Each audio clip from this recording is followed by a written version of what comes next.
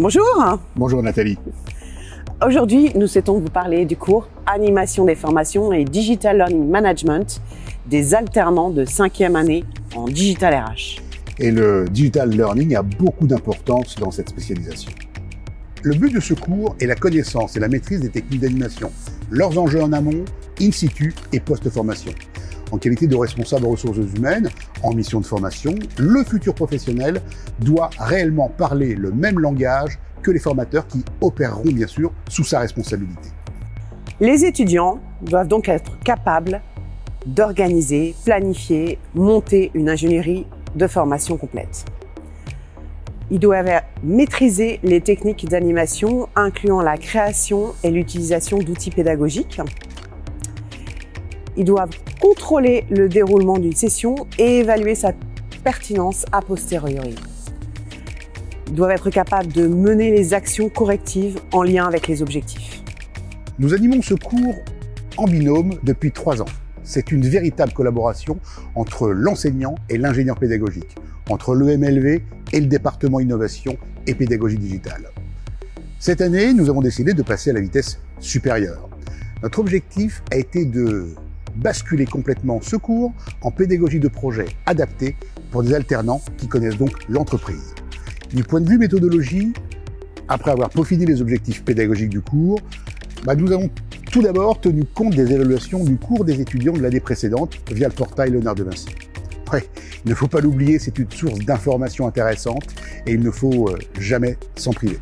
Nous avons choisi un nouveau projet à développer, adapté aux alternants, plus proches de leur réalité en entreprise. Nous avons ensuite reséquencé le cours en fonction de la nouvelle modalité pédagogique et du nouveau projet à réaliser par les étudiants. Nous avons digitalisé une partie de la théorie afin de la proposer en classe inversée. Nous avons transformé des notions qui faisaient partie des supports de cours en illustrations et vidéos. Cela libère du temps en présentiel pour le travail en groupe. Nous avons également décidé que les étudiants devaient utiliser tous les outils mis à disposition au pôle, outils qui sont habituellement utilisés par les enseignants et les professionnels de la formation, tels que WooClap pour animer et LinkedIn Learning pour le contenu de leur formation ainsi créée.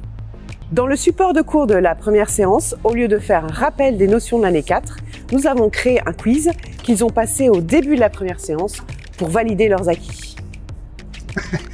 C'est ce que tu appelles la remédiation du cours de l'année précédente, Nathalie, c'est bien ça? C'est ça. Voici ce que cela donne.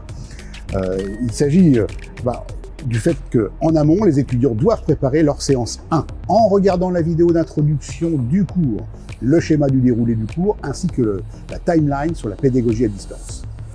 Nous avons lancé notre présentation sur les différentes modalités du Digital Learning Management, puisque c'est le nom du cours, entrecoupé de nombreux sondages WooClap, afin que le cours soit plus participatif et récolte bien sûr les connaissances des étudiants sur ces modalités pédagogiques.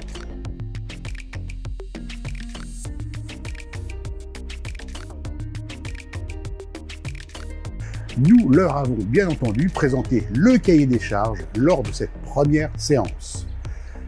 Il s'agissait de créer le déroulé d'une formation pour le public de l'une de leurs entreprises. Pour cela, les étudiants devaient d'abord mener une enquête sur le plan de formation de leur entreprise et remplir une fiche enquête.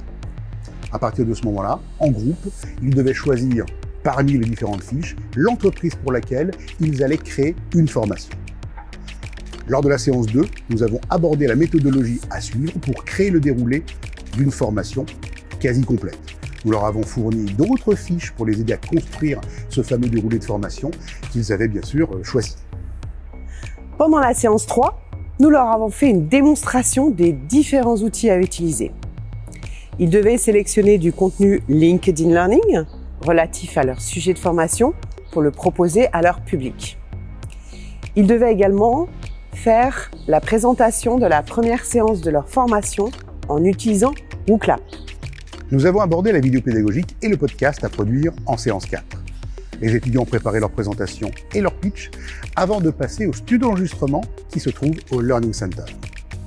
Pour finir, ils ont dû évaluer la vidéo et la présentation au CLAP, de leur père bien entendu, en utilisant l'outil Challenge Me. Seulement, ils ont également donné une appréciation sur le travail des membres de leur équipe. Nous avons soumis un questionnaire en fin de module pour sonder nos étudiants sur l'évaluation par les pairs. Ils ont apprécié, cette expérience était vraiment concluante et assez proche de leurs préoccupations. N'hésitez pas à consulter ces résultats qui sont liés bien sûr au dossier. Donc très peu de théorie et beaucoup de pratique. Nous avions un rôle d'accompagnateur essentiellement, en apportant des outils, en discutant avec les étudiants de la méthode, en aidant à la régulation des fonctionnements de groupe et en assurant l'aboutissement du projet marqué par sa représentation. Je pense que nous avons trouvé la bonne méthode, n'est-ce pas Philippe? Ah, j'adhère totalement. Alors je pense que maintenant il nous suffit de peaufiner puis d'aller bosser. Alors allons-y. Ah bah allons-y, allez viens.